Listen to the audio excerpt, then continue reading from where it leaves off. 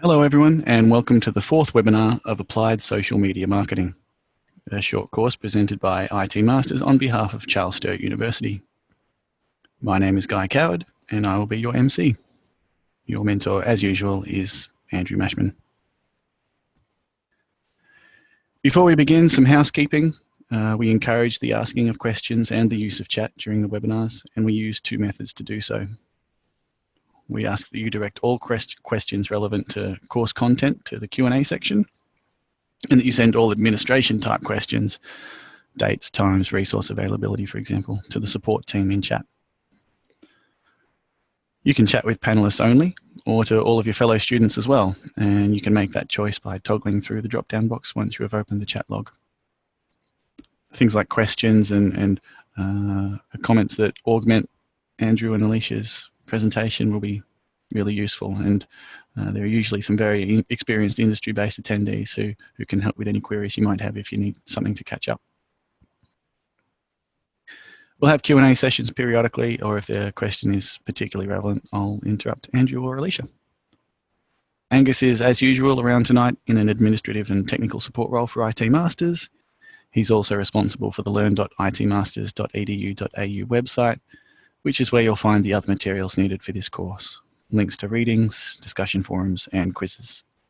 If you have any questions, please feel free to contact us using the details on that page.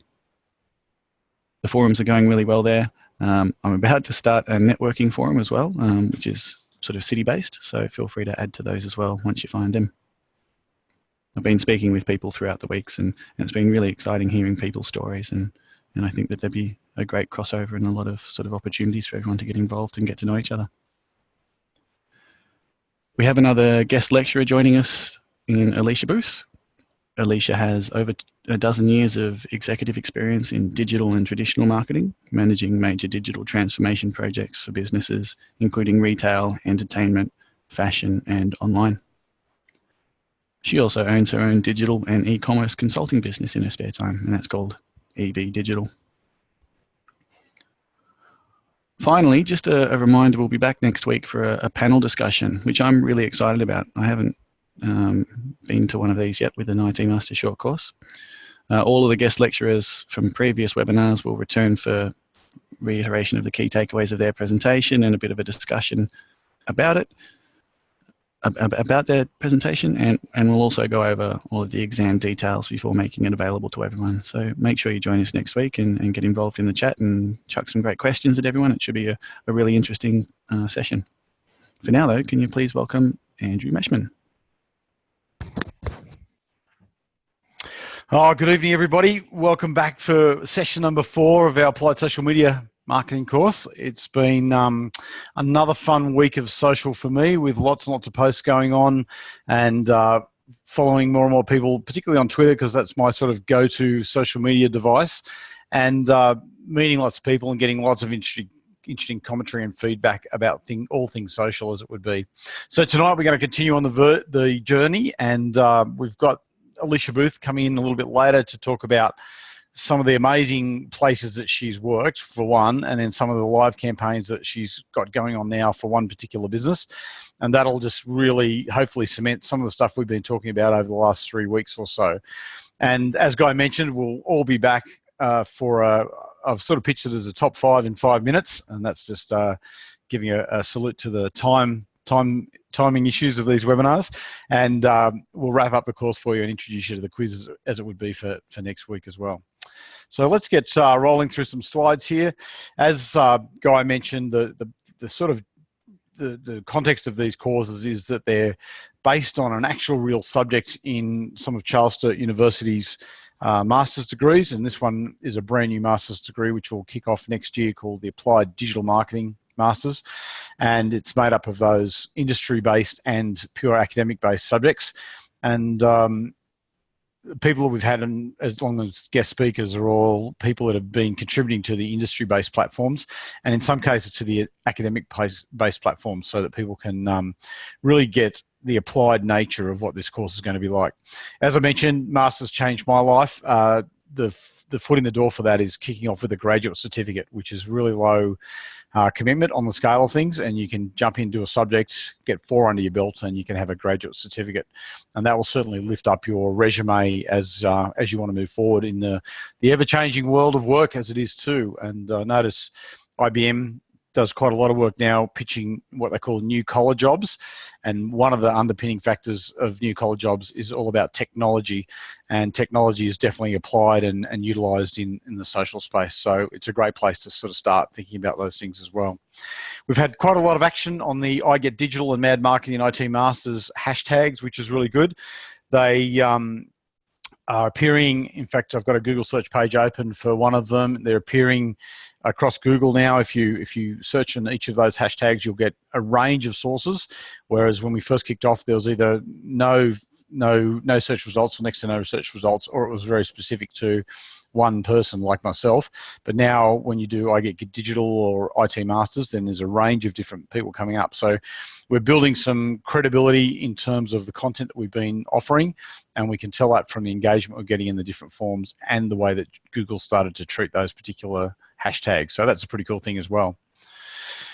Okie dokie. So we're up to week number 4, and we're talking tonight about social tools and integration. And so a couple of things there. This is about managing social in the business, and there'll be a couple of comments there about the people and how much effort's involved in that.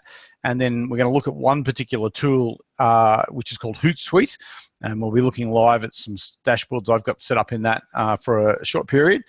We'll come back and we'll talk about your brand's look and feel, just to get that context of, which is a bit of a continuation of what Amy was talking about, is that the persona of your brand and making sure it's consistent across all the kind of mediums that you've looked at. And then Alicia's going to deal with social impact and integration, because she's been working with clients who seek and demand social impact and have to, by the nature, and the particular one she's going to talk about a bit tonight, which is Lowe's, the men's clothing brand, or the family clothing brand, and probably reposition that.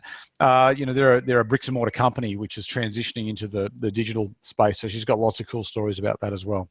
So let's kick on and see where we're up to with that. Last week I completed, and you guys should have probably also completed something like this, which is my worksheet on social media tools. This week I've done a Facebook one for you just to talk about it. So going down through that list quite quickly is that what benefits and synergies does this tool bring? Well, Facebook is used across mobile, but also desktop still, and you'll find a lot of people still use Facebook in the work environment, whether they're allowed to or not. And that different screen format, that different timing and availability of the desktop says that some different things can happen and people can engage at different times. So that's important for my would-be company. I can't remember what I'm up to this weekend. I think it's about, it's a tourism company doing couples escapes. Target market for reach is 25 to 45 people in relationships, and also Facebook would be very good at segmenting that kind of thing. It actually has a button which talks about your relationship status, so we can always use that to both place advertising, but also to do understand who the people are who are following and liking our pages, etc. An objective I set up for this tool there is to gain page that was links that says likes short term to generate traffic, and then drive web link clicks from Facebook. So we're actually using Facebook to generate stuff, and Beth spoke about this last week as well, to drive onto your website, and that's extremely measurable, extremely visible. And if you have your campaign pages set up on your website, then it becomes part of the Google Analytics dashboard really easily. In terms of what I'm going to post there, got text. I wanted to talk about the images that I'm going to post there, encourage comments in this case here too, and we're going to have a younger skew on the language still because it's a 25-45 target market.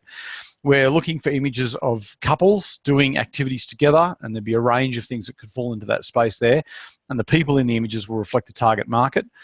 We're going to seek out existing customers, so people who've already done business with our brand, to do some kind of video testimonials. And I'll show you that sort of thing when we look at the Zero page in a short time, and get individual reflections of time together. So that would be getting existing customers who have spent some time at one of our resorts, for example, getting them individually talking about that, so that people can sort of put the bits of the jigsaw puzzle together themselves and go, oh, wow, that should be somewhere we would go to. Hashtagging around our brand and a campaign only with something like Couples Escape, for example. Drive the link to campaign website with paid and organic results, hopefully. Liking, sharing, commenting on experiences. So when we put up a particular experience or location, we want to get commenting on the experience itself. And get people reflecting on the experience that they had. Now, that's a little bit more risky, and we talked about those things under the risk night of social media, because you're asking people to contribute stuff, and some people may not contribute really positive stuff. So we're going to have to work out how to carefully mediate that. So it's something we're thinking about as we put this plan together. Timing, again, and I'm just massive for timing. So Australian Eastern Standard Daylight Saving Time mornings, pre-lunch, and we know from different research that people will be on mobiles while they're traveling, but when they move into the office space, they might still be looking for shopping deals, places to go on the weekend, etc., when they hit their office and the bigger screen computer. And I've also thought early afternoon to an office-based audience who are maybe got a little downtime in the afternoon, and they can spend a little bit more time looking or searching on our Couples Escape hashtag.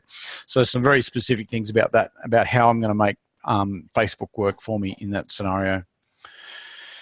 And because we won't get a lot of time next week in the week 5 to talk about this, I've done a really ballpark sort of look at using different social media tools to gain particular momentum for our business. And in this case here, I'm pretending that I am sort of a activist organization. I could be 360.org, and I could be Get Up. I could be a range of different people who would have a plan that looks similar to this.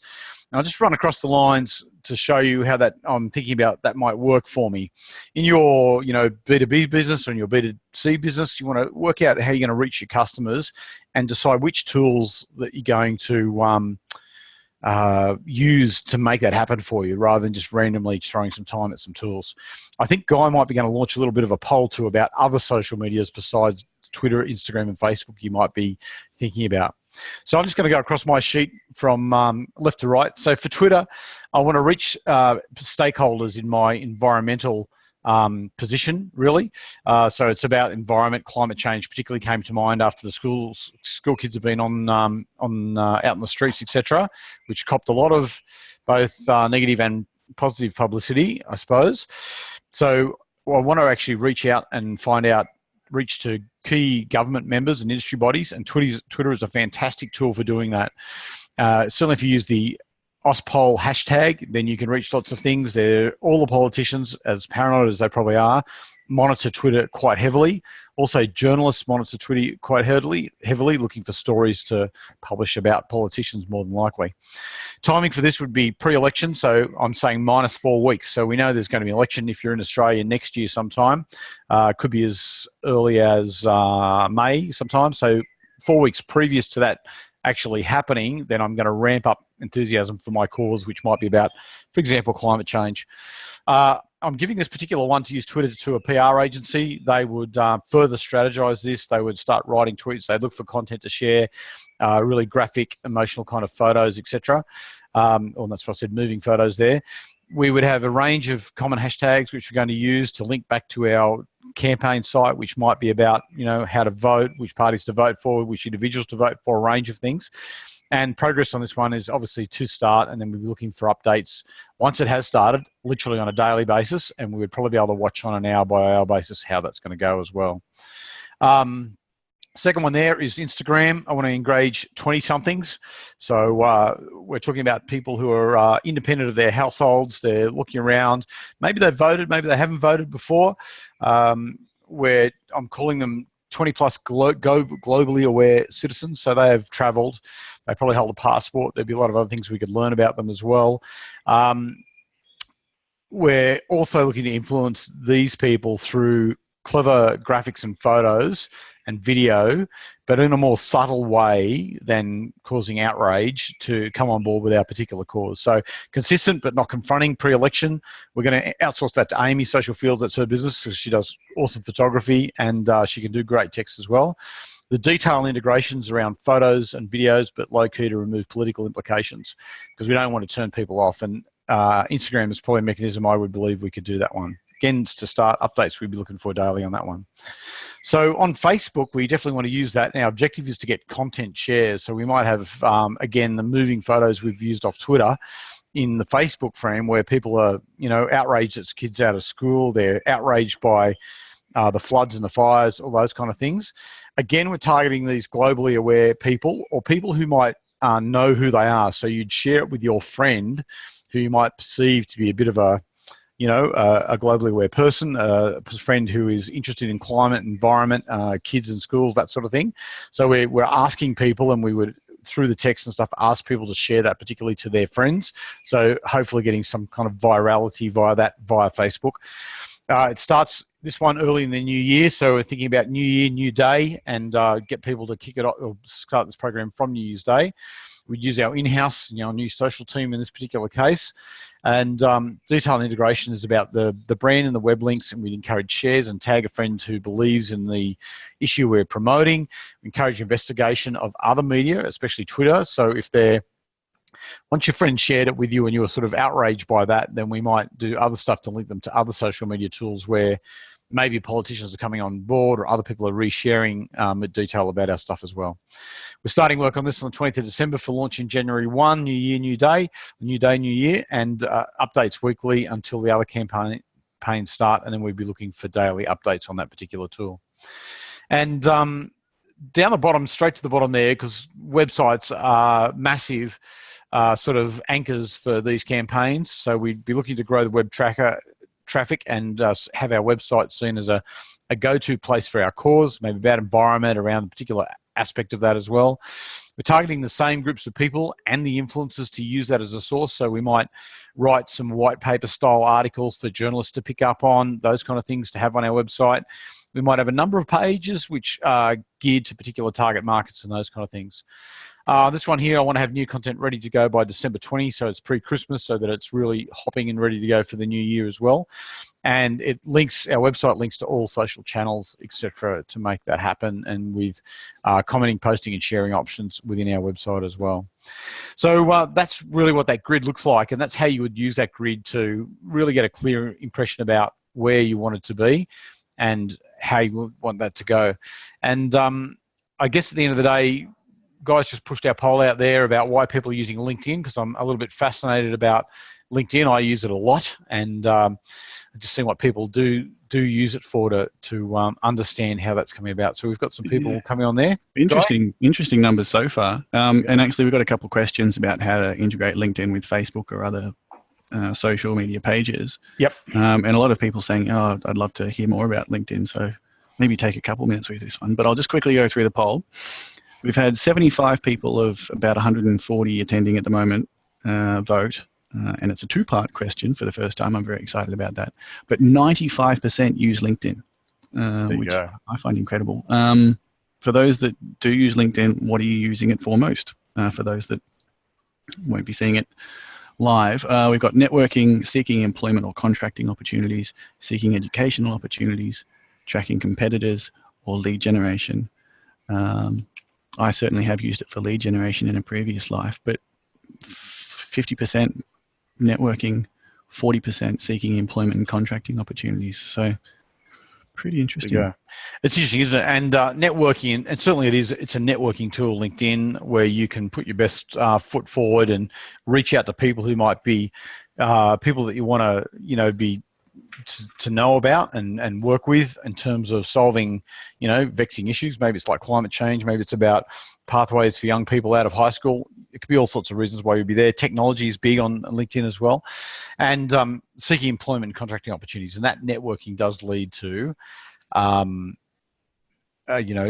work and contracting opportunities for sure. And likewise, more and more people are being found via LinkedIn as opposed to running through the kind of treadmill that is Seek and the number of other pure job board style agencies. So that's a really interesting thing to have that there as well. So when we go to Hootsuite, I'll have a quick look at LinkedIn and have a quick chat about that as well, because I love it. I find it very useful. I find it a really important way for me to pitch my personal brand, which then back in real life gives me sort of a few things to look up to. It helps guide me on the kind of things I should talk about and post and things associated with that. So yeah, that's why I do like LinkedIn.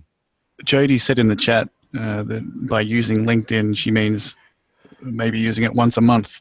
I'd be, yeah, again, that's pretty interesting. Like, is it something that should be used as regularly as other platforms, in your opinion, for?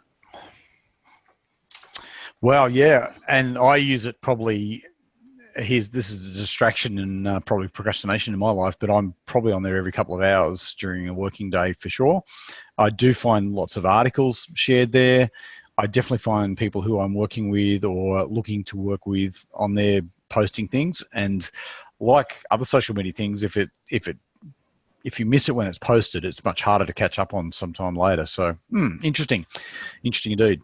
Yeah. And another great comment, which you might like hearing, actually, Laura has said, good old Andrew was the only lecturer who pushed the importance of us uni students to put together a LinkedIn account. Thank God for Andrew, because I love it and find it much better than Facebook. So there you go. That's a nice bit of. And Peter's got some concerns about privacy in LinkedIn, sort of looking at contacts without consent or authorization. I used to use it for lead generation and can certainly attest to some of the borderline dodgy things I did in terms of just looking at the people that worked at businesses and where they're off to, and yeah, just sort of mining it for information before making a sales call or something. Yeah, I think on the scale of security and privacy, LinkedIn is probably better than nearly any other tool that we've looked at in this session. But it is an information source, and in many ways for lead generation, it's an opportunity to research stuff, and you can have privacy settings on your account, which makes it more difficult for people to find out, A, to view your profile, B, to find out who you are and who you work for and what job roles you hold, which is obviously an important part of lead generation as well. So very good. We'll talk a bit more about that one in a second, though I am conscious, Guy, because we've got plenty to talk about tonight, and I want to keep moving on that one. So thanks a lot. Let's keep going. Just in those, so we've got, LinkedIn is turning out to be useful for other people. One of the graphics we looked at, I think 2 weeks ago, showed that 90% of the people who are on LinkedIn also have Facebook accounts. So there's definitely some synergy possibly there, but I would definitely use LinkedIn in a very different way to I'd use any other medium in terms of the kind of messages and input I'd put. WhatsApp, which is the green icon on the end, is very, very popular and probably growing, mainly a messaging app. Facebook, if you're in China, you won't be able to access Facebook. So there's one market you can't reach out generally unless you're dealing with Chinese who have been out of the country at some time. They seem to have an ability to still use it. So there's pros and cons for each of the tools and things to consider as you get your plan together to make that happen. Let's cruise past this slide because we talked about that. Social media is just on the up and up in Australia. Let's all go there. No barriers there as well. Social media is solving the problems of businesses, and that's what this slide's all about, and providing new ways to reach out to grab people and intrigue them, raise their attention, get them to buy products, donate money to you, bring them awareness of issues of refugees to climate change, lots of things like that. So one of the things I didn't get to look at last week was a business-to-business example, which Beth helped me find, and I'm just going to dive straight into that tonight to have a quick look at it for you. This is the Xero, the accounting software, which has had massive growth. And if we were going back 10 years, then we would see that let's go back to this tab here. Let's go to Xero. If we go back 10 years, MYOB owned the space, absolutely. Like they just totally owned the sort of accounting software, small business market. Xero's come pushing in there. A guy who I am really interested in called Andy Lark. He was the Chief Marketing Officer for both the Commonwealth Bank, somewhere else he's a Kiwi. And he's gone on to work for Xero, and he's gone somewhere else now. I think he might be at Foxtel, but really pushes the limits on about how you capture the essence of your brand and then how you communicate that. The Commonwealth Bank Can campaign was one of his, and literally the rise of Xero, he's been heavily involved in that as well. So we're just now looking at the Facebook page of Xero. So it's an accounting software, cloud-based. It's also a bit new, modern and groovy on that front compared to what was available when they launched. So they had to build trust and get people over the line with their plans. And if we just go to their Facebook page, you can cruise through their feed and just see what's going on and what they're talking about. It's interesting to look at the kind of graphics and artwork they're poaching. We've got the sophisticated but relaxed business guy there standing in front of Sydney Tower. We've got the couple on the couch again, looking cleverly at how they're going to do their accounting together in a very modern, funky kind of environment. So they're groovy people for sure. And then we can't hear that one just at the moment there, but we have a video piece, which is going to explain the ins and outs of why Xero works for them. Let's go to their info and ads page though, and just have a quick look at the kind of advertising that they've been doing to reach out to all these different people. So down below this top bit here, it says active ads from Xero. We can see the different things that they're actually doing. And what Xero has been quite successful at is having testimonials from people who are using Xero particularly, and in a range of different spaces. They use still graphics, they use video a lot, they use what they call carousels, which is the sliding frame pictures with lots of different aspects to them, which can slide for you across the screen. And they'd be spending quite a lot of money in this space, but they've also got very strong consistency of brand, color scheme, people types, certainly the branding, the colors behind the brand, as you see the blues particularly, the product release icon and stuff we've got there as well. So they have a range of tools which they're using to reach out to different markets, which would be helping all of those, they would have identified through other research places that are struggling, that one of the pain points in their life is keeping up with their accounting and their BAS statements in Australia. And they are probably using a legacy-based single PC or server-based system like an MYOB, which also has cloud now as well. But they're looking for a change and they need to do something. And so Xero is reaching out to those people through the kind of advertising, the testimonials, the quality of the content, the type of content they're using to actually make that happen as well. So You Beauty, nice little bit of Australiana to make that one happen as well. And there you go. So sharing good news that they now support more than 1 million subscribers. So that's a good benchmark and a goal for this organization to make that happen. And as you click on everything, that would be tracking and being tracked as to where that's going, what sort of detail that they've got going on in that space as well. So we won't spend too much time looking at that one now, but that is a good example of an organization using Facebook in a B2B kind of sense of the word. Just going to jump back into my slides for a second, which is that one there. Cool. So social media management tools. The one I wanted to show you is called Hootsuite. So if you haven't seen Hootsuite, and there's a number of them out there, Social Sprout, etc., and a quick Google search will reveal many to you. Some are free, some are paid. Hootsuite's got a free package, which is what I'm on at the moment, but you can choose to ramp it up. For example, if you took on a client or if you are a business that has got a range of social media accounts to cover. And what social media management tools lead you to be able to do is allows you to schedule posts across multiple tools at various time slots which might suit your target audience's media consumption day.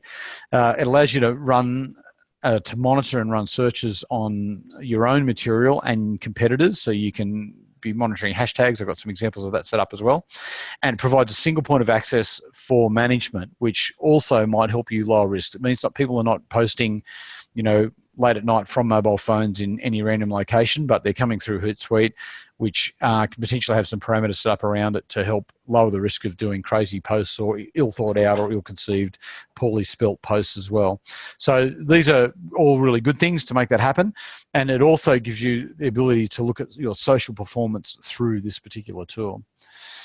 So to that end, this is a Hootsuite dashboard, and I just show you, we're going to jump out live to that one to see what's going on there now. 1 second. Back to that one, and we go back to Hootsuite. Boom. So Hootsuite is literally a web-based dashboard. You can use it on your mobile phone or any screens that you've got. Certainly the more screens you have, the better it is, so that's a pretty cool thing. We're just here at the moment, and this is set up to look at LinkedIn and Twitter, so I'll talk to LinkedIn a little bit more here. On the free package, you can have 3 channels. I think at the moment I've got YouTube and LinkedIn as well as Twitter set up. When you have a paid subscription, you can reach a whole heap of different tools in here, and you can use a similar dashboard to compose messages, format add content, all of those sort of things. So that makes it very powerful. You'll see across the top there, we can have a new post. So we could click on that and go for a new post within Twitter, for example, or to LinkedIn from that page. We won't do that tonight. You guys can have a play with that at your own leisure, but it just highlights what's going on out there. As we see down the side screen there, we can see all our inbox. The top is the stream, so that might be Facebook, Twitter, Facebook business page, LinkedIn, Instagram, for example. Then inbox, this is stuff that they're just working on at the moment. When messages come to you, it allows you to pull different streams together. Publisher, analytics, assignments, so this would be about where things are meant to go and how they're going to do, and a range of other tools which can help you get stuff. They have a very strong education program in here as well, and plugins for things like Google Chrome, etc., to make that work out. So just going to dive up there. So each screen you've got slides left and right, as it would be, and I'll just go across here. So you get to put in columns like you would in a spreadsheet. And this is my home feed on Twitter. So we can just see there that's up to date. That was 2 hours ago, that particular one. Before I go off it, I'm just going to scroll down a bit. Nothing much going on there. You hit the refresh bar to refresh the stream.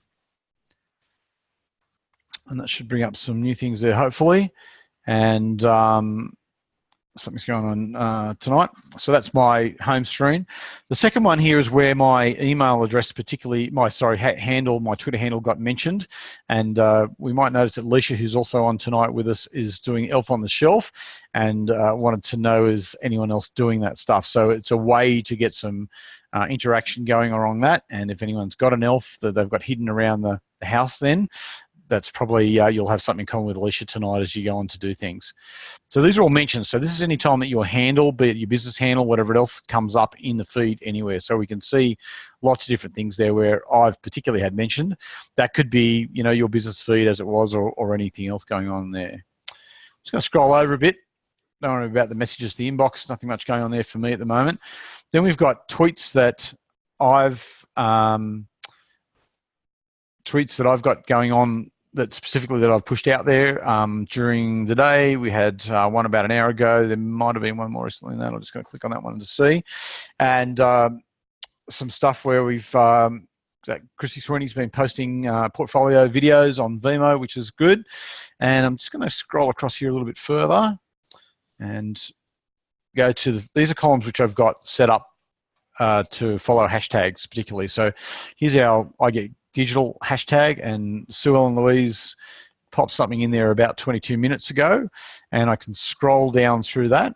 Ian Kay was in there at 24 minutes ago with just posting the hashtag for us to see probably in this feed, which is really good. And Alicia's post, IT Masters post there as well. So this is all stuff that's happening under the I Get Digital one too. Another interesting, so remembering the 41st president there, but also a dog in that shot, which is adding to the value of that. There've been a huge number of likes on that particular post, as you would expect for a US president anyhow. So that's what's happening under that particular hashtag in Twitter, only in Twitter at this stage on that one. Another one which I was totally fascinated about probably a couple of years ago, but it's still sitting there, and I noticed that somebody's posted just a few days ago, was the coal is amazing.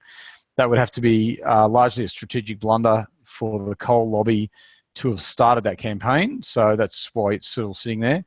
There's stuff on disruption. And then we've got mad marketing, for example. And Sue Ellen also included the mad marketing hashtag in that post that she's made there as well, as she was letting us know she's ready for week 4 and set to go on that one as well. I'm going to like that because it's right there and I can do that as well. And I'm just going to scroll down the page there to see if there's anything else new there too. So Vincent's been a very active supporter of the webinar, and he's on board again tonight too. Thanks for that, Vincent. So thanks for posting, and appreciate your feedback and your commentary as well. It's good. Andrew's obviously been very busy, so that's pretty good as well. And there you go. There's Christine's done another one, sorry, on Hootsuite, which is what we're talking about, and this is exactly where we're sitting at the moment. So you can change these columns, you can modify them, as you can see in the next one across this page there. We can add streams, we can add lots of things. We can look for mentions, pick up just retweets. We can set up our tweets which are going to be scheduled to go out at certain times, or from within tools like social media management tools like Hootsuite. I'm just going to quickly go to my LinkedIn feed. which is just another tab on the top line there as well. It's just going out to look and see what's going on there. I don't use this very much for LinkedIn. I prefer to do things within LinkedIn at the moment. And here, though, we can see stuff that I've posted to LinkedIn over the last little while and the last week or so, and keep tabs on that. It's got hashtags included in it. It's got some other things, some other projects that I've been working on as well. And we can put searches in here, and I haven't got them set up in here, where I might be very interested in Qantas, for example, because I'm monitoring their share price. I might be very interested in maybe what the Liberal Party was up to, so I could follow them because I know that they're on LinkedIn as well. There's a range of other ways that you could use LinkedIn in this space to make things happen. I'm just going to click out of here for 1 second and just go to my LinkedIn page, as it would be as well. And LinkedIn's an interesting tool because it is definitely about business place. It's about, I guess, personal brands to a large extent and business brands, and people actively kind of pushing those. I like to think, maybe I'm a bit wayward there, but I like to think it's kind of pretty straightforward and quite authentic in terms of what people do post, and certainly the people that I follow and see in there are largely very authentic about what they need. They might reach out to people for ideas and thoughts, but also they might be the source of, you know, papers on or ideas and that sort of thing. So from that point of view, I find LinkedIn a really, really helpful tool, and you can just see some of the aspects of the LinkedIn feed that goes on there as well. And certainly, as you grow your life on LinkedIn, it grows more organically for you because that network leverage factor is good. And in my consulting world, I've definitely been found for probably, it's not many on the scale of things, but maybe sort of half a dozen jobs or so have popped up for me by people reaching out via LinkedIn to get those happening. Probably half of those have been successful, but they're 6 leads that I wouldn't have had any other way, being the small business that I am. So there you go. That's what some of the stuff going on about LinkedIn is. I'm just going to duck back to our slideshow now. That one there, cool. Excellent. So the brand's look and feel is a really important part for me and for using social media. So 350.org is a climate change-based organisation based out of America, but all over the world now as well. And they've certainly been popping a lot of stuff out about, you know, the kids coming out of schools to rally and that sort of things. And then you've got commercial brands on the other side, which are the likes of a product that's quite dear to my heart. I'm sure many other people online there as well, a cold beer after a seminar or a MOOC, as it might be. And what these businesses are both interested in is the customer journey. And so your brand really has to reach out to customers where they would like to find you, where they would expect to find you, where they might be using you or thinking about or discussing you, and then be able to take those customers. And if we talk about Tim's funnel a little bit, on that journey through awareness, interest, desire, and action, as it would be. And so at every touch point of your brand, you need to make sure that you're saying the things that you want your brand to reflect and to feel to the consumer. Anywhere where you get an inconsistency in that, where your brand feels different in one channel than another, or you've got a billboard promoting XYZ, but your social media campaign is promoting ABC, then people go, oh, well, why are those two things different? Why is there such a big difference in those things? And that asks people to question your brand, to question their trust in your brand, ask more questions. And, you know, often you would, instead of having people ask more questions, you'd rather than put your hand up and go, oh, cold beer, it's going to be a Carlton Draft, please. You know, a climate organisation I'd like to support and give money to, well, let's make it 350.org. So you really want that happening. So anywhere in the social media world, as in all parts of your other marketing world, and we discuss this in much more depth in a marketing course, you need to think about how your brand looks and feels, how it translates across the different medias you're using. And I noticed, and I haven't particularly followed them, but, you know, there's a whole range of different social media apps, but there's one, you know, right-winged, probably heavily racist style platform based out of North America. You know, hardly anyone would want to promote or advertise, or many people would not even want to be involved with that. But you got to pick and choose the ones that are going to reach your particular target market to do that. And that's the kind of choices that social media and digital marketing managers are making every day to make that happen. So map your touch points. So where are people going to touch and see your brand, and then keep your brand consistent across those particular touch points. Well, we get to the highlight of the night, which is Alicia Booth, who is my friend. She is the lady who penned the I Get Digital hashtag, which I have explicitly borrowed, I have to say. I was going to say something else there, but I've been using it massively since we first penned it for our digital marketing course a couple of years ago. Alicia has her hands on all sorts of digital material. She's worked probably what was the really, really heady time where social media went nuts, when Scoop On and Catch of the Day really rose out of nowhere. I guess, Alicia, that was probably 2010, 11 or so, maybe 2012. And, that was a massively exciting time where people were picking up their mobile phones first thing in the morning to go to their Catch email to see what great deal they were going to get today. And lots of stuff rose out of that. And Alicia sort of cut her digital teeth there, and then she's gone on to do a number of different things, which she's going to tell you about. And now she's working for, a 120-year-old bricks and mortar store. So it's a great story, and I'll hand you over to Alicia to take that on. Thanks, Alicia. Thanks, Andrew, and thanks, everyone. So I think, are you going to take over the screen? Yeah, how about I stop share? Yep, beauty. So you can find the share screen down the bottom and the whole desktop probably, if you've got your slides ready to go. Oh, okay. Am I using my slides or? Yes, you on the bottom of your screen, you should be able to just hit the share. There's the share button there now. Hang on one sec.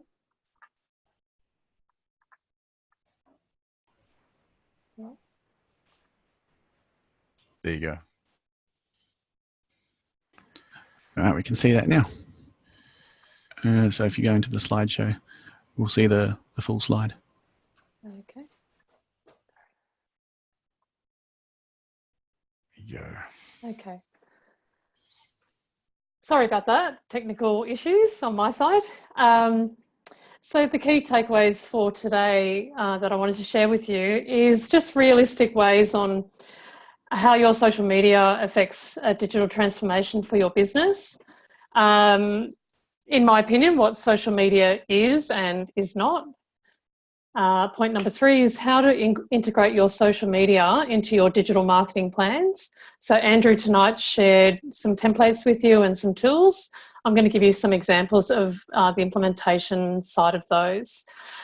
Point number 4, how to engage your community with your community. So how to leverage your community to power your brand up in the internet world. 5, learn how to capitalize from social campaigning. And I'll give you a good example that's actually currently live in market. And 5 ways to turn your social advertising into dollars. And the last one is always a pretty tough one, is how to get buy-in. So you could have some great ideas, but I'm going to give you some tools on how to get senior management across the line. Some of you might have seen a few weeks ago that I posted on Twitter, basically Social Media Explained. I do like to keep things pretty straightforward when putting together a marketing campaign, digital marketing campaign. I thought this would be useful for you just to refer to when you're developing a social media plan. And, you may not use all of them, but you probably use, 3 or 4 of them within an integrated marketing campaign. So it's something that I always refer to, and I remember using this in a business meeting with the owners of Deals Direct, and basically explaining to the business what each of these meant and the purpose. Okay, so key takeaway number 1 is how social media affects digital transformation. Basically, traditional marketing, 10, 15 years ago, is no longer as effective, as we all know. I'm sure Andrew's shown you a few slides with regards to that. Really, developing a social media plan is, definitely baseline when you're thinking about how to transform your business. And some of the reasons are it grows and enriches the relationships with your staff, firstly, customers and clients, as well as the brand. It allows customers the opportunity, which they love doing, is to co-create with opinions about your products, services, and other solutions that you may not have thought of, alongside the business for better commercial outcomes. And really good for repositioning as well. From a B2B or a B2B to C perspective, it boosts your business leads and converts some to sales, which is great. Transforms your customer service quality and speed. So I've got some stories around myself personally, talking to PayPal, talking to Virgin Australia. You can see that on my tweet feed with regards to not being happy with their service and jumping straight onto social media.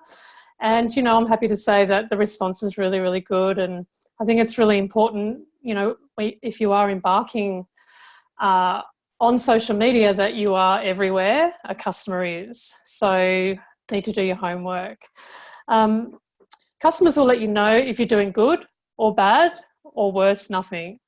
It increases your brand visibility, opens doors to tap into the younger market, which is certainly the case with Lowe's Manhattan, where I currently work. In my experience, it builds engagement and loyalty if it's implemented and planned in the right way with the dedicated resources. And, you know, certainly point number 8 is relevant, and I'll show you examples of this, making potentially a possible irrelevant business more relevant. So overall, social media can be used as a tool for business to communicate issues, respond, and be proactive in their customer service. And the key point here is, if your business is complacent about social media, you've just got to be really careful because things are evolving. Customers are on social media. And, you know, you may see put yourself at risk for declining customer sales where your competitors are actually playing in that space. And the last point is digital transformation using social media as we know it is baseline today. Okay. Just checking in with everyone. You can hear me okay? Yep, all good. Okay, perfect. It was a little bit quiet there. Hopefully you guys are on Twitter giving some feedback about the prezzo, some thoughts as well. I felt very lonely there for a minute. #lonely. Just checking in. I put this slide in here just to let you know, I mean, most of you would know that there's in the Australian retail area, economy, there's a lot of, you know, businesses that have closed down. And although social media hasn't been the cause of that, when you look at each of these brands, or the majority of these brands, the social media was a little bit subpar, in my opinion. And I think, you know, it's a real good example. Most recently, Roger David has entered into administration. You know, like, it's really about, you know, innovating and making contacts with your customers and building relationships that's really going to help you through a really rough retail environment. So I had that, you know, you can see Toys R Us, you can see a number of other retailers that really, you know, are struggling and stores are closing.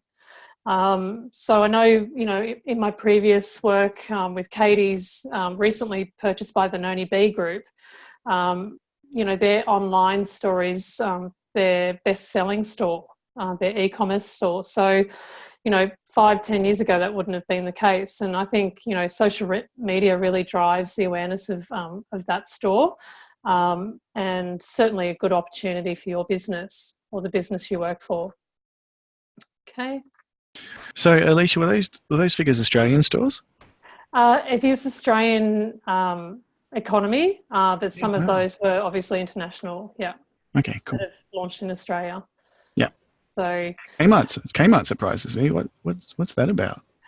I just think they're, you know, when you look at the cost per square metre of a store, I think you've really got to look at whether that's returning the investment that you need. Okay. You know, and would you expect sort of their competitors to respond like a Big W or something like that, and also do the same? Look, I think, you know, social media, when you look at driving, you know, exclusive promotions to a particular store, or doing a store launch, or, you know, using GPS technology to get people into store that are in that particular geolocation, I think that definitely would help in not closing that store compared to doing nothing at all. with Lowe's, we've closed a few stores that are not working. We've opened others that are working really well. And it's, I guess, really an offline and online match to get to that sweet spot of staying open. And it is really that tough in retail world. It's very, very tough. So, wow. Yeah. Good luck. We're doing okay so far. So, like I'm really about being data driven. In my earlier marketing days, it was all about, oh, this ad looks really nice. We may or may not measure it. We're probably just doing one single channel. There's just a plethora of tools that you can use. It's almost too much, almost like you need to choose, your top 3 tools to measure success. This slide is really just to choose, ask yourself, what does success look like? So there are a lot of options, but I think if you kind of gauge which ones you want to really nail, I think you should stick to that and then scale into others potentially. As you can see here, I'm sure you're all familiar. Probably last week you looked at, some of the insights that you can get from Facebook Analytics. This is Business Manager. I'm measuring actions on page because I'm looking at engagement as well. Post reach because I'm targeting new markets based on new stores launching. And I'm also trying to increase recommendations as well because that definitely influences purchase decision. So just thought I'd share some real life examples. Okay. This one here is Lowe's Australia Google Analytics. So not too sure if everyone has an idea about Google Analytics, but essentially you can track your website, you can track social media, and you can measure the success. This slide here is tree maps. So you can basically see 17,000 on the top left, social networks through Facebook has come through and has gone, 6.5 to 9 has gone through to a landing page and interacted and so on and so forth. So you can really measure how your campaigns are going. And certainly it's really, you've got to be really on this so you don't waste digital dollars as well. And I'm pretty much obsessed with Google Analytics, as is my team who should be online tonight, Dion and Damodar, as well as a couple of my devs.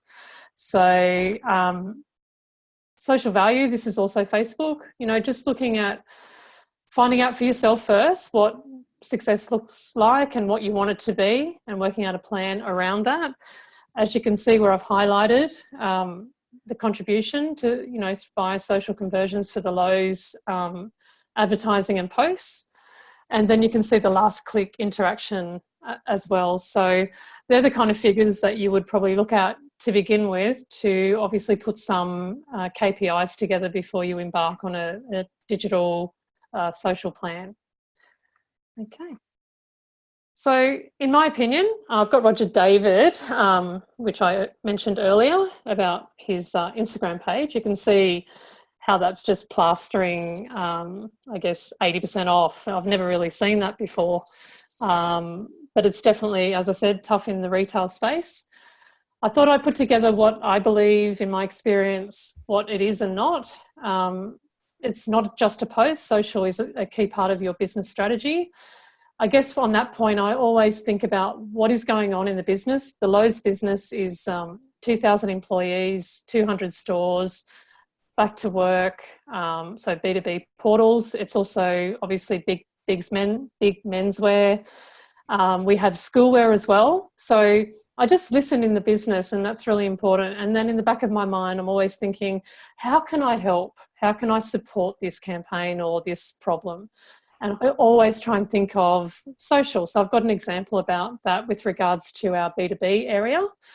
The second point is it's not fluffy. Social has a value, purpose and impact. So you've got to really communicate that and demonstrate examples to your upper management and to your colleagues, and actually believe in it yourself by getting out there and doing some tests and getting some feedback from customers. It's not just a promotion and a price. Social is an integrated part of a campaign that has a story customers will want you to tell.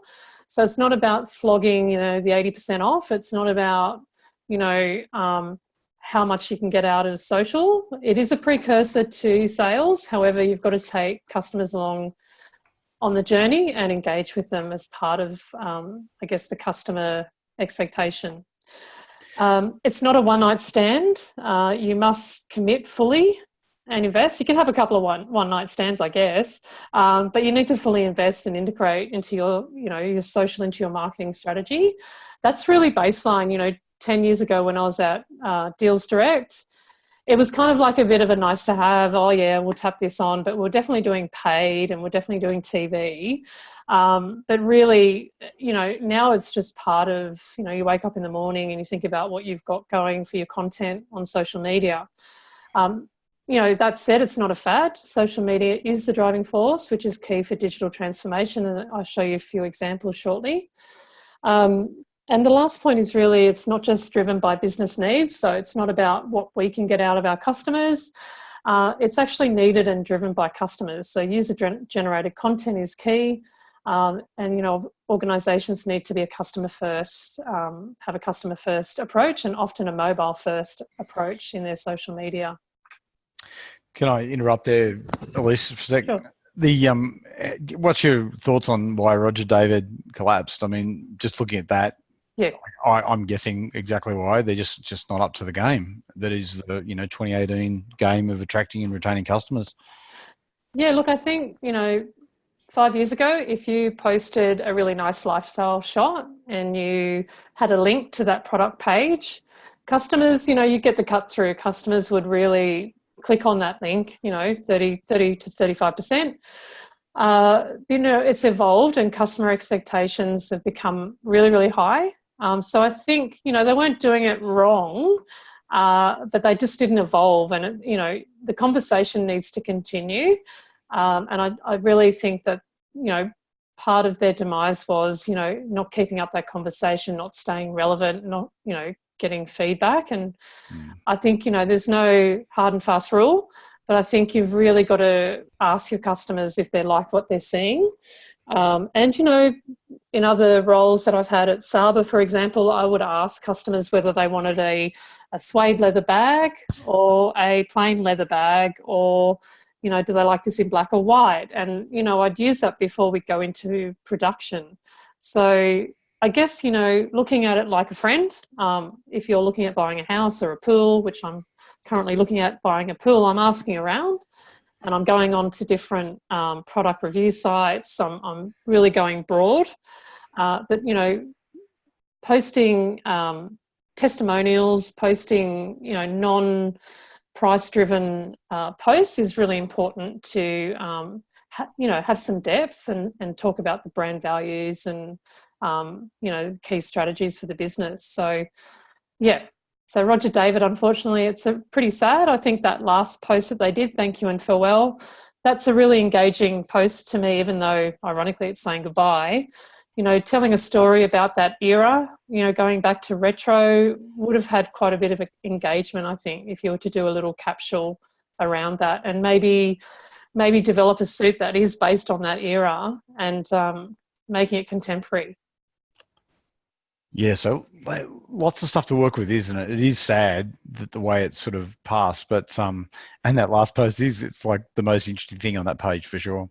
I noticed looking at that too, they've got a Twitter account and a Snapchat account and Instagram. It doesn't mention Facebook, but I'm betting they're there as well. Yep. And 11,000 followers. That's, not an insignificant number of people who are interested to hear something positive about their next fashion choice, their next business meeting, their next job interview, selection, a range of things. So interesting times for brands, isn't it? I think it is. And I think, that's why I was sort of saying it's not just a post. You've really got to think, about the coming, like you do with, buying plan or a marketing plan. You've got to think, what am I doing in the next 6 months and what's currently relevant for the business, and kind of look at it holistically and think about the business strategy and try and make that relevant and link those stories together when you're talking about social media. So there's got to be some sort of logical thinking.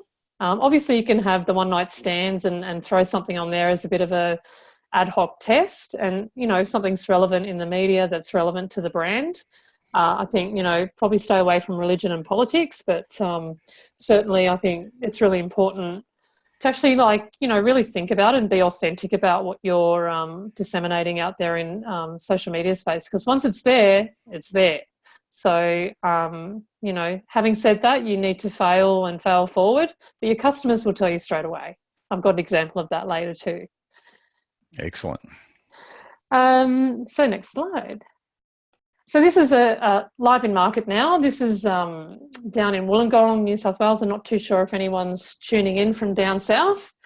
Definitely a really good place to be. Where, basically this came up, this pub crawl came up through a sponsorship that our B2B manager, Betty, put together, working with, the Santa Claus Pub Crawl Festival, which is an actual brand name. Essentially, they raise money for a chosen charity that changes every year. This year, I believe it's the Salvation Army. So I got together with Dion and Betty and one of the other marketing B2B managers, and we just thought, well, let's set a quick objective. And I swear this took 5 minutes to put together, but it was coming from a really good place. It was, you have to wear a Hawaiian shirt to this event. It's a Santa Hawaiian kind of shirt. They go on a pub crawl and they donate money. There's about 10,000 people that attend this event. So we thought, we've got stores down there. We've got, we can target on social media to that geo-targeted area as well, and basically work in partnership with this fantastic initiative and raise some money and donate to charity as part of our brand and what we like to do. So basically we set some quick objectives to sell 1,000 Hawaiian shirts before the event, raise awareness of the Santa Pub Crawl to get more people to actually buy tickets, and to sell some Lowe's Hawaiian shirts as the primary provider of, the chosen charity to drive sales. We wanted to also, they had a database, so we wanted to acquire 5,000 new customers. I can't remember how much they've got on Facebook, but I've got a slide on that, so I'll be able to tell you. And again, our business strategy is to, Lowe's business strategy is to really target in on the aging male, the young male growing to sort of 40. So this is perfect for that. The strategy, how were we going to achieve it? Develop an integrated digital marketing strategy to raise awareness of the Lowe's, that Lowe's is the destination for Hawaiian shirts, and targeting to the Illawarra. We also thought driving in-store and online traffic to local Illawarra stores, Lowe's stores, and by doing so, using a promo code that was for stores so we can measure success and donate 20% to the charity, and leverage PR and social media to increase Lowe's and the link to the festival, which we're trying to be more relevant and trying to tap into that market. So we developed a social media plan, which is currently live, and using the hashtag SantaFest and obviously all of our handles. So this is their Facebook page. Can't see how many people they've got, but as you can see, they've tagged us as Lowe's Corporate Wear. This is currently getting edited back to Lowe's AUS, but certainly there's many more posts that have been made. And this is like an organic or authentic post that has very, very high engagement. And that's the sort of thing that I'm really interested in, because Lowe's is an authentic, fun, cheeky brand, and it's really aligned with that. So we're trying to build that link so it resonates with that target market. And I've got some sales results and some other figures to share with you, but it's going really well. This is their website. As you can see, they're linking back to a landing page which Dion created, one of my direct reports, and we're getting some really good indexing on Google, and certainly getting some sales through some traffic and sales through this link. And yeah, obviously these people look pretty happy from the year before, so you can get a taste that it is around the sort of 20 to 30-year-olds. This is Hawaiian prints search result. I don't know if you can see in the top of that slide, I've just done a Hawaiian shirt with key search term. You can see how how our site is ranking, so the number of clicks. This is done quite early, and our average Google position is 3. So you can see at the top, Island Style Clothing, that's an advert. What you can see where I've got the big number 1 next to is an organic search result, and that's really what, 2 out of 3 customers will always click on a organic search result. So really using the key search term Hawaiian prints and Hawaiian shirts has really leveraged from this charity event. This is the landing page, just quickly, as you can see. And we've got a poll about that one. Oh, have we? Okay. Yeah, sure. Asking people what their favourite shirt is. So we'll just launch that one. Okay. And we're going to ask you to share. Is that right? We're going to ask people to share to their various social media. Yeah, to your chosen social media channel. Twitter or Facebook would be good.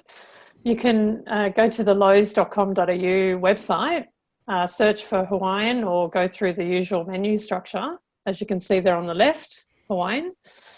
And you can actually, if you're on mobile, you can actually just share it straight to your social handle if you have the app open. And just use the hashtag #IGetDigital and ITMasters at ITMastersCSU. Okay.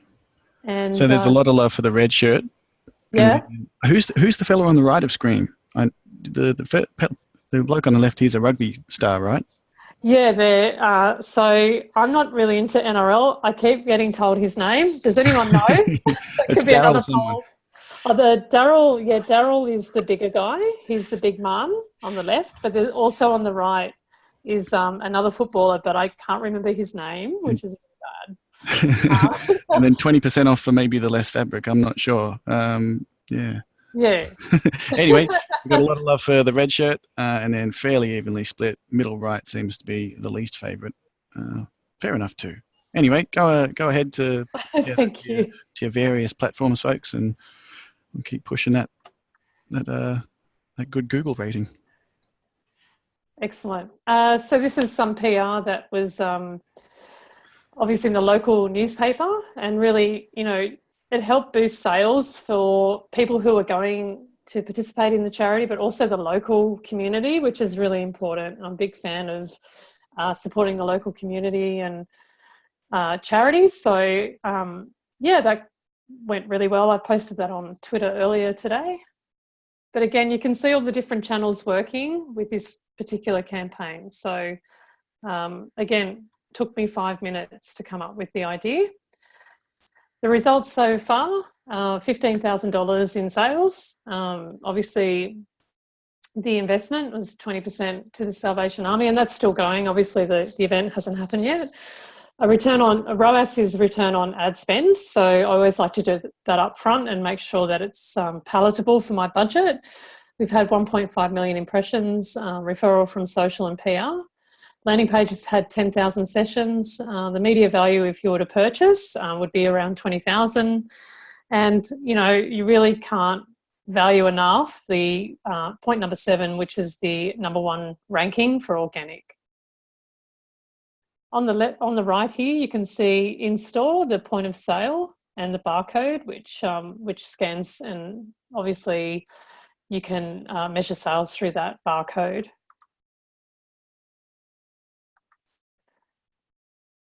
Okay, so a couple of years ago, or many years ago, I used to be the Chief Marketing Officer at Saba. When I was there, I developed the first integrated social media and marketing campaign, and it was all on the back end of spring racing, which has been quite a recent event actually. So I thought I'd just talk a little bit about this case study and how I put the campaign together and what I did visually, which is quite hopefully quite useful to you.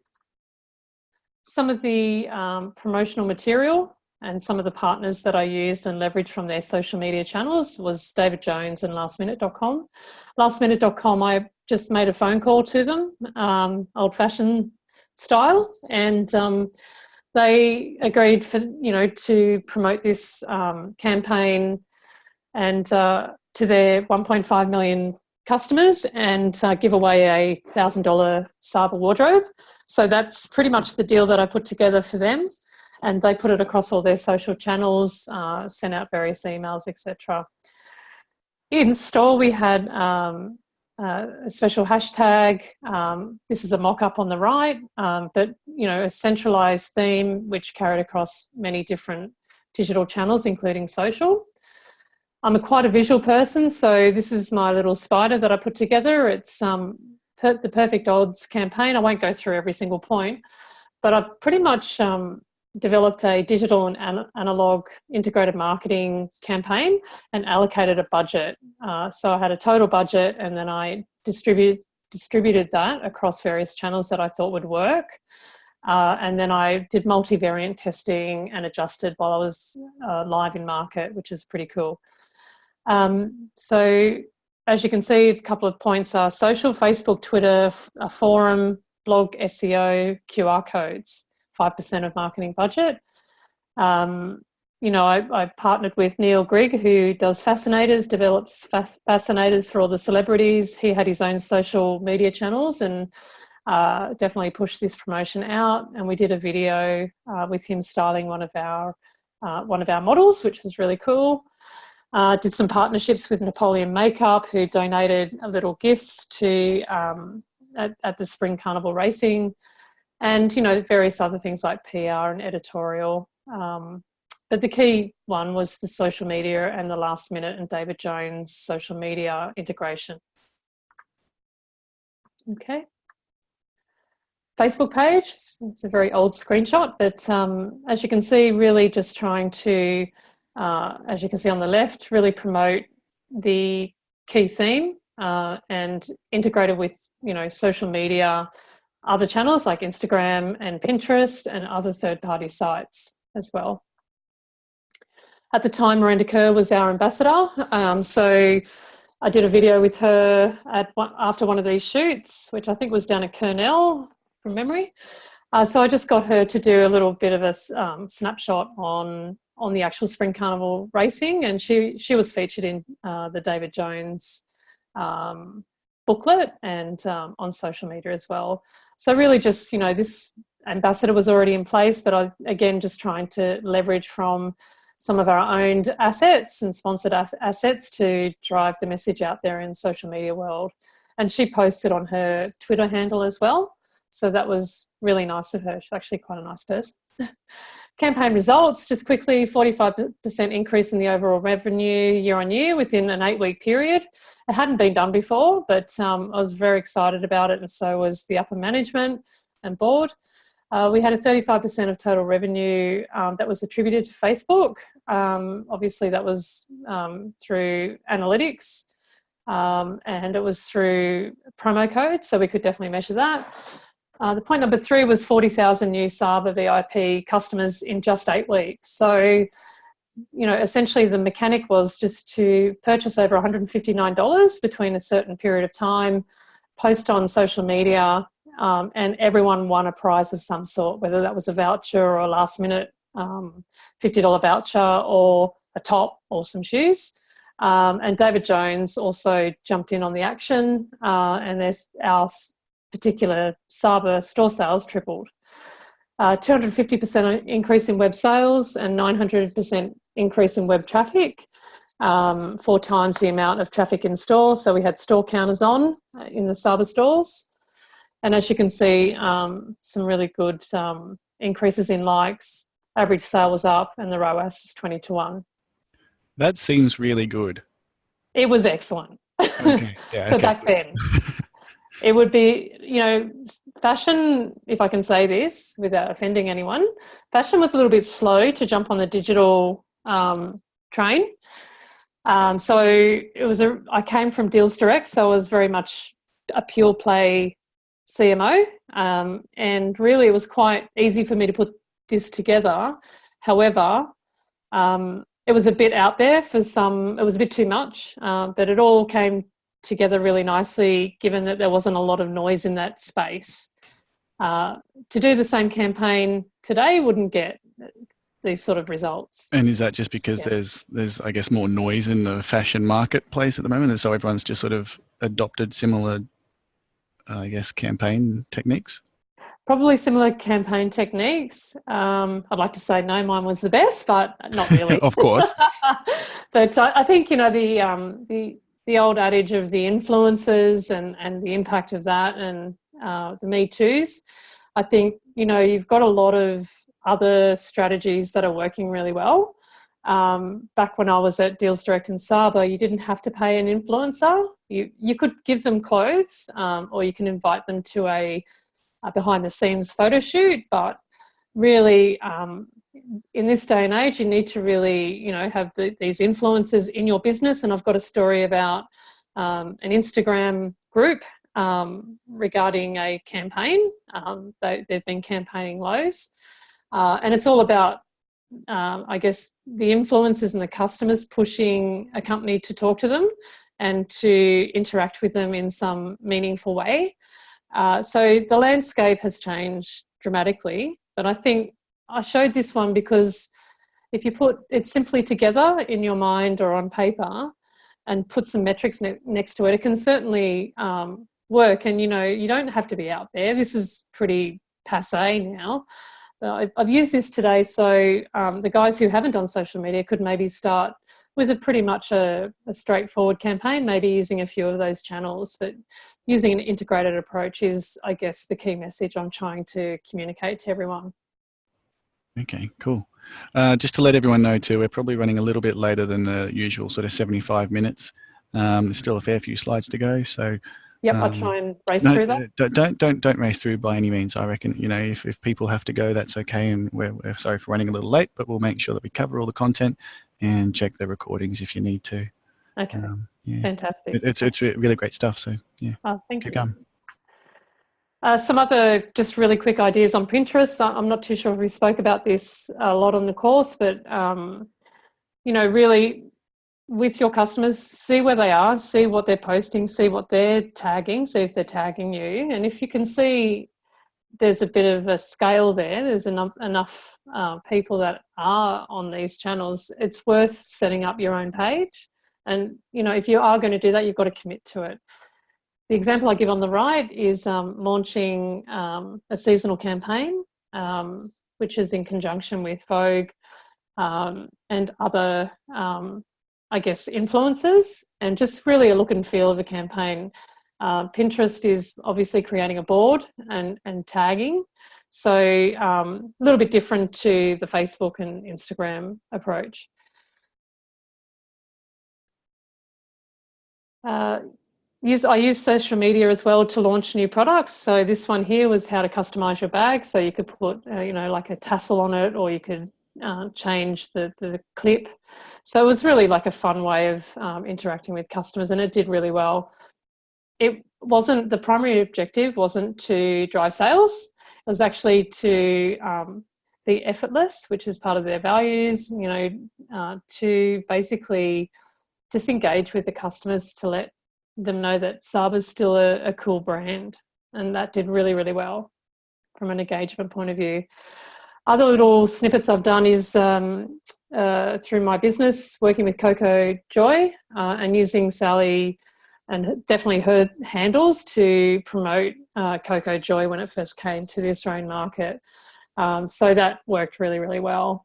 And just having the relationship with her and making sure that we're on the same page, and making sure she was aware of some of the I guess, digital marketing campaigns and store openings that we were progressing to, and just giving her some key message as well to make sure she was on brand, but obviously her writing the actual posts. And she does manage her own Twitter account, unlike some celebrities and sports people, for obvious reasons. Quickly, another one is with Scoop-On. I basically put together really quickly, had no time at all, as we never do. But it was a rebranding of Scoop-On. I just launched a new site, developed a new iPhone and Android app. I say I should say we. And it was all about relaunching it. You know, deal of the day sites are aging. It's evolved. It's kind of needs a revitalization, I guess. And so, yeah, just put that together really quickly. Again, the same kind of spider approach. Scoopathon, so pretty much a 24-hour marathon of deals that were announced on social media every hour, and running an event and doing some really cool things. It's a little bit underwhelming in terms of the image, but you'll be able to look at this later and maybe use this tool. Leveraging from the Cancer Council as well, getting some backlinks from their Facebook page and from their site, and donating revenue from this event to the Cancer Council. We also provided a blog to them so that they could send that out to their customer base. Joint media release and several posts on their page. So that was that one. So how to engage your community with your community. Mamma Mia does this really well. They have a lifestyle channel that's on Facebook. Luxury Escapes also do that. They've got their own TV channel, but they also run live sessions on Facebook, which is really cool. The points here are to really encourage your followers to engage with others in your community. Let it happen organically. You don't have to jump in and say thanks very much. Just watch it. Just hold your breath. Especially if it's a negative comment. There'll be some loyalists that'll come in and kind of, defend you, and it's a really good thing to let go. Obviously, if it gets out of control, you can take control. User-generated content is the best approach on these types of things. On the right, I started a Scoop on lifestyle Facebook page, community page called The Scoop, and basically we were asking them what kind of deals that they wanted, how they rated deals, and it was really just people just chatting, mainly females. Get followers to vote on new products or ideas, and be transparent and open and in line with your brand values. So really it's just like talking to a friend. I did some brand repositioning with this business. So this was used as a tool to communicate. A couple of examples of Saba. Sorry to jump back into Saba, but using customers would take photos of themselves or have someone take a photo and basically tag Saba Style, and then we would feature them in our brand campaign shoot. So part of Saba's brand values is authenticity and quietly confident, effortless. So come up with the idea of not using models for some of the campaigns and just using some street customers and other people as well. Really just part of an integrated marketing approach, and that's still in place today. Just some other images as well. Got some interesting questions from the chat that Angus has passed on. Sure.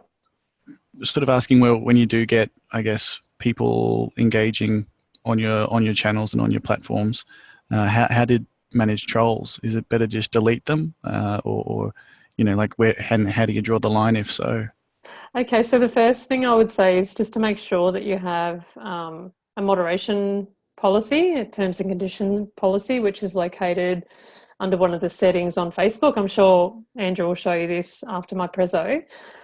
So that's just a legal way of referring to that if there are trolls. I would say in my experience, someone might come on and say something terrible. Usually customers will come in and defend. At Lowe's, we've had someone with a Lowe's lanyard on that was talking about a completely different topic, but because she had a Lowe's lanyard on, they contacted one of the customers, not our customers, one of the followers on one of the pages. So I've got to be quite vague here, so you don't go and search for it. But essentially she said, what are you doing about this staff employee who's saying this about this particular subject? Because it was quite a controversial subject. So really we had to take those comments off and remove that photo of her. But coming back to your point around trolls, there should be no tolerance for that. I think reaching out to a troll and giving them the opportunity to discuss exactly what their issue is, and usually there's a lot of issues with these people. It could be a competitor as well. Just to give them a chance. Anything that isn't part of your terms and conditions of your social handle, you can easily delete that person and their comments, for sure. Okay, thanks. Okay. Let's to the next slide. Okay. Taking a breath. I won't be long. So I wanted to just share social campaigning. That's when, by my definition, someone is trying to campaign for your brand to do something and to respond to something. So probably about a month and a half ago, Hat's Greatest Hits, you can look them up after this, or if you're interested now, they basically were campaigning for us to create a corduroy retro hat with Lowe's on it. As you can see here on the left, shots fired. So they've tagged us, Lowe's Australia. You know, we're letting you know we're running a huge grassroots campaign to get Lowe's to make a huge corduroy hat. The punters are really chomping at the bit to see this happen. We will not rest until Lowe's makes a cord Lowe's cap. So we received hundreds of Instagram messages. If Dion's on tonight, he does the social media and manages the Instagram side of things. And he was quite worried because it was really full on initially. We had over 200 messages from this group. And as you can see on the right, I will not rest until Lowe's is the biggest fashion brand in the world. Now, it's a bit of tongue-in-cheek, but this person's gone to the trouble to actually put our logo on all these different items, it's just a real commitment to the brand. So I kind of looked at all these. You can see here, make Lowe's great again. And it's so relevant to us because we do want to be great again. And then there's sort of, as you can see, a few examples here. The one second to from the left, it's snowballing. You know, they're tagging us. You know, punters are letting Lowe's know how much they want to see a big Lowe's cord lid. So it's, you know, a bit of tongue in cheek, but they were really full on, and they still are. But essentially, I thought, why not? Why would you let up on this opportunity? It's kind of on a silver platter. We want to tap into this 20-something market. They are being respectful. They genuinely are campaigning. And I remember telling Andrew, because I said, yes, I'll speak tonight, what I was thinking in that moment. I said to Dion, I said, you know, why wouldn't we do it? I spoke to my MD and I said, look, you know, this is what's happening. I really want to do it. And she said, let's go for it. So I quickly did a commercial equation in my head, and I just needed to make sure that I wasn't going to lose a heap of money by producing these in China, these corduroy caps. I went on Alibaba, I got some quotes. My sister's a buyer. So I got everyone to do a few quotes. We ended up, one of our buyers getting a quote. We responded to them.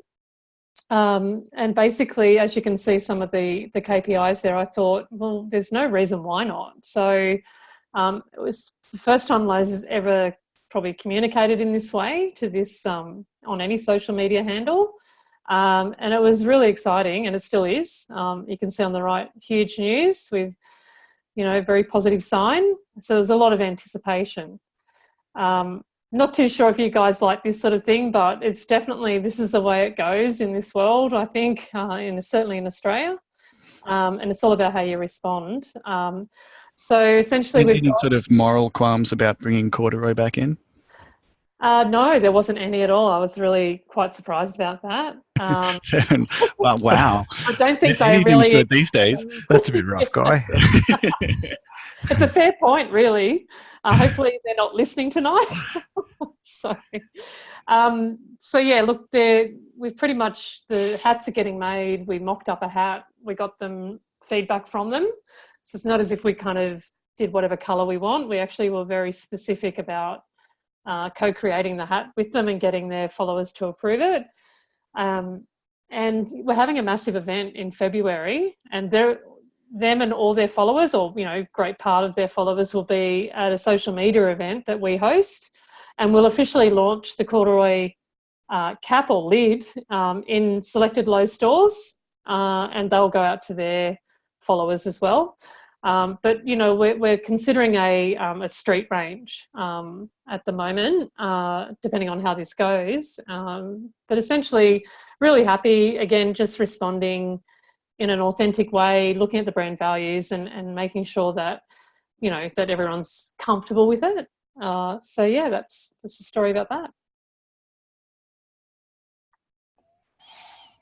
It's a fantastic story. I love it. And loved it. I have to say the cord hat thing, and because I've been around, my favourite hat of all time was it was a black Triple M cord hat with Dr. Dan on the front of it from the early 90s or so when I was hanging out in Melbourne doing things. So there's probably a lot of other baggage that went with that hat, but it's all good. And I'm looking forward to seeing my Lowe's one, and I'll get that photo on social media for you. Comes out. We should give everyone here a cap if they want it. We'll do a vote. There we go. Maybe we can get the top 50 or however many you want. The top 50 marks in the exam get a Lowe's cap or something like that. Perfect. Something to talk about. Fantastic. Let's do it. That's good. Let's do it.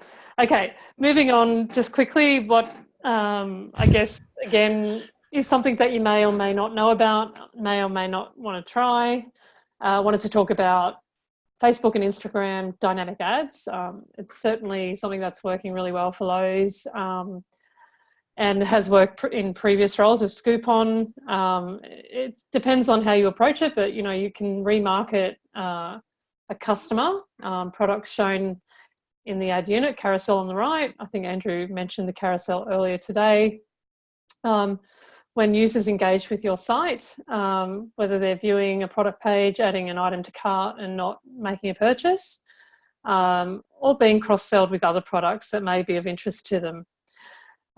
So the kind of targeting that we do is product viewed in the last 30 days, not bought in the last 30 days, product viewed, not carted, not bought last 7 days.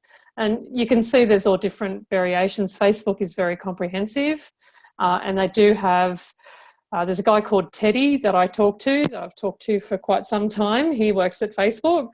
They are more than happy to have a phone call with you to help you along each step, because you are spending money with them. And it doesn't matter how much money you're spending, they're very happy to help and train you, because they know that it'll work and that you'll probably invest more. So reach out to a Facebook person today, staff member today, and they will contact you back. Prospecting is when you're trying to acquire new customers, and it's based on, it's served in your feed, and it's what Facebook believes are the ideal products based on your existing audience that you might have imported or given data from your website. And it's based on similar purchase behaviour. We can segment based on the audience. We're showing it to depend on the audience. So things like targeting lookalikes to past purchases, fans and friends of fans who haven't purchased in the last 30 days. So with this sort of thing, because it's not as certain, you've got to really watch it. And the reason why is because things can actually go wrong. So this one here, my MD of Lowe's was served this ad on Instagram, as you can see. The nice young man on the right was served to her, and that was based on an Instagram feed considered to be lookalike, which is completely way off. So you really need to watch your ads and make sure that they're working. So multivariate testing.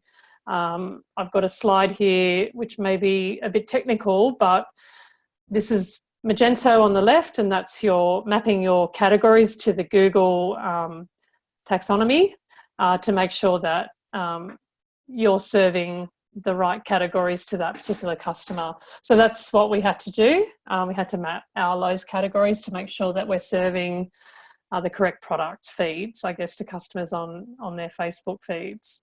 So yeah, in summary, 5 ways to turn social advertising into dollars. I would say in conjunction with a social media organic plan, integrated plan. your remarketing, prospecting, age, gender, interests, and affinity groups. I'm thinking about infinity pools because I'm in the market for one of those. Geo targeting campaigns. You can upload a CSV of your lapsed or loyal customers, and you can actually remarket to them or re-engage with them, or base lookalike markets on them, customers on them.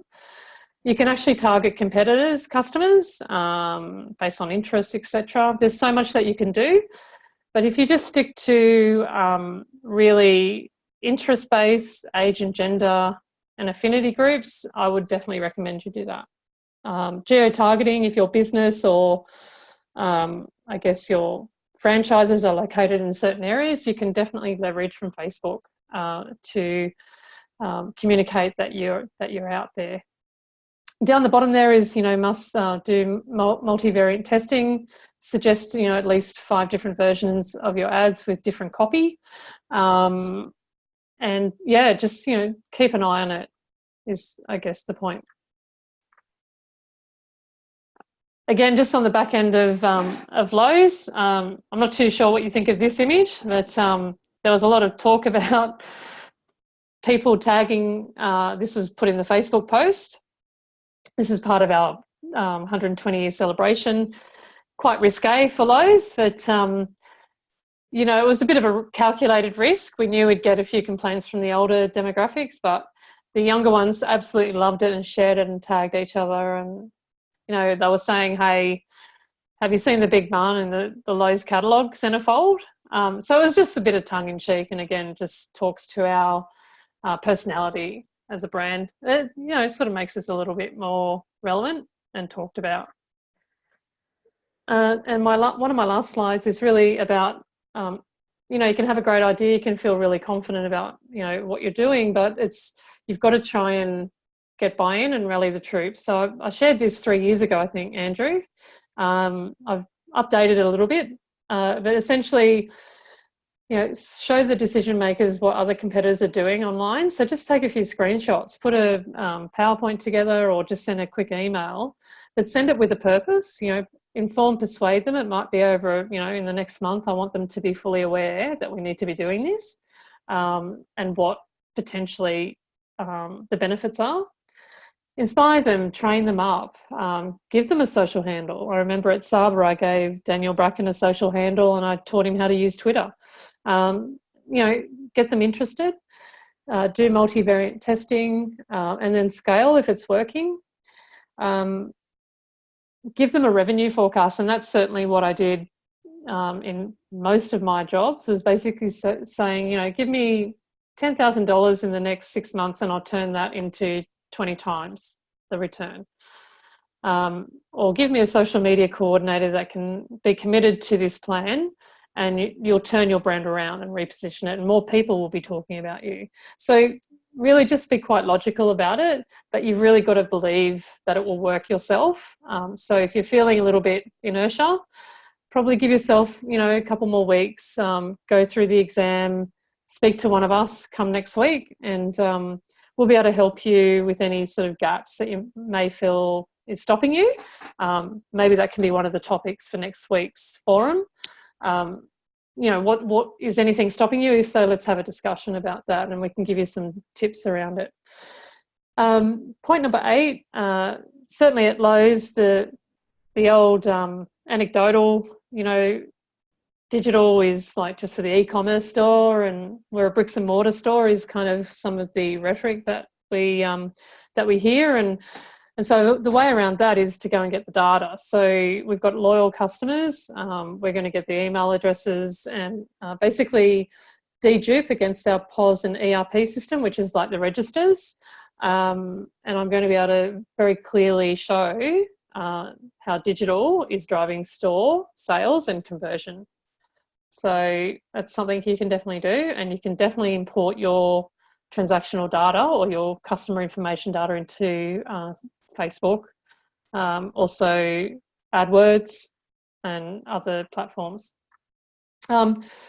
This is I should flick through this pretty quickly because it's a real budget, that essentially budgets don't have to be this much, but this is a serious budget.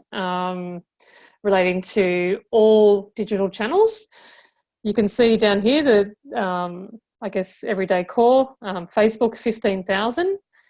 You can also see the ROAS is 20 for that. So it's all about forecasting revenue and obviously justifying the budget for it. Very simple Excel spreadsheet, one that I'm very comfortable with, and it certainly isn't complicated. This is very simple, simplified version of the previous slide. This is what I would probably present in a leadership team meeting or with an MD or a CEO. Very basic. You know, for example, I'm going to spend this much on $4,000. I'm going to get $130 sign-ups, which are worth $1,000 each, and the cost of that is $31. It really needs to be, in my opinion, pretty straightforward in those sort of forums. So presenting this, which I've tried before, doesn't really cut the mustard. This is good for financials, talking with CFOs. This is better for presentations. An example of a digital marketing content calendar that I use this one. It's not the best looking one that I've ever seen, but you know, you really, in my opinion, you've got to keep things really simple.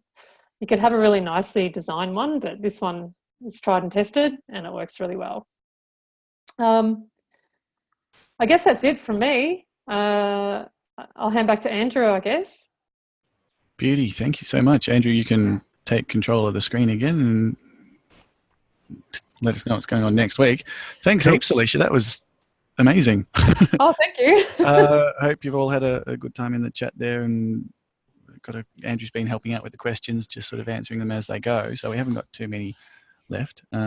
Vicky's asked about the social costs for the hats, social media costs, okay. Aside from the hats, but that can all be found in detail on the slides. So yeah, just any final insights or thoughts from both of you would be really welcome. Excellent. Well, I'll just chip in first there. Guy and Alicia, thank you very much for coming along tonight and helping with that. I love your work there, and I see Beth was answering questions in the chat session as well, so thank you very much for that too, Beth. And those two presentations, nice fit between especially the Facebook Business Manager and then what Lowe's has been doing across those tools is fantastic. Love it. And so much to know. And I guess when you do a course like this, even for me, because I'm not working on a daily basis, you just work out how much stuff you do not know and why then planning it out if you're going to start into this space, you know, you need to really think about it as well. So yeah, that's me. Alicia, do you want to add anything to wrap up? Yeah, all I can say is that just keep it simple to start with. If you haven't done social or you haven't done a social plan, just keep it simple. Don't put the pressure on yourself and just test and scale. I'm really happy. I'm seeing some really good comments regarding the presentation. I wasn't sure if it was too much or too little, but I tried to keep it simple, and that's the way I would recommend you approach your social media. So I'm really pleased about the feedback, and I would say just keep on Twitter, keep using the different platforms, and you can't really go wrong technically. So thanks, everyone. Well, that's good. And so for next week, guys, we've got, I'm just waiting on a confirmation from Amy, but I think everybody's back for what I try to capture in the top 5 social recommendations in 5 minutes. We'll look at some of the social results from our posting from Tim's system, and then you'll be able to ask the panel a few questions, and we'll hopefully be able to provide some answers. And then I think Guy and the rest of us give a few tips on what the final quiz exam for the course looks and feels like, so that you've got the best chance of success at that. So thank you very much again for everybody. I'll hand you back to Guy. Yeah, can only just reiterate. Thanks so much, everyone. Yeah, stick around next week, 5th webinar. Got something extra, something on top of what we usually do. Keep posting in the forums. I'll keep having a chat with some of you through the week. I get to as many as I can, which isn't that many really, considering how many attend. So yeah, just thanks for everything, and thanks so much, Alicia and Andrew, and thanks Angus as well. Yeah, thank you, everybody. Thank you.